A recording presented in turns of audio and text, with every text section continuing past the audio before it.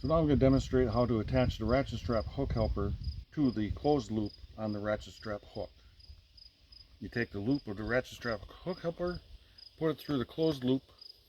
take the end of the ratchet strap hook helper with the Made in USA tag on it, put it through the loop of the ratchet strap hook helper, slide in it all the way through until the ratchet strap hook helper is secured onto the closed loop of your ratchet strap hook.